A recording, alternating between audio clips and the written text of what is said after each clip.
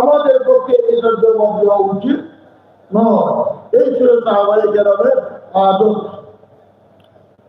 তো সাহাবায়ে কেরাম গাছের নাম বললেন না, তো রাসূল নিজেই উত্তর দিলেন হিয়ান নাখলা, এটা হলো খেজুর গাছ। খেজুর গাছ আপনাদের এলাকায় আছে? দেখেছেন কোনদিন? সেই খেজুর গাছকে খেজুর গাছের পাতা কোনদিন ঝরে না। অন্যান্য গাছের পাতা শীতকাল যখন আসে কি হয়ে যায়? ঝরে যায়। আম গাছের পাতা ঝরে, কাঁঠাল গাছের পাতা ঝরে, সমস্ত গাছের পাতা কি হয়?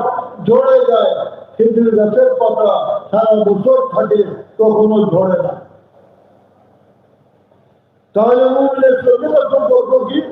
মুমিনের সঙ্গে তার সম্পর্কটা হলো মুমিনের কোনো আমল বাদ যায় না, মুমিনের কোনো আমল নষ্ট হয় না।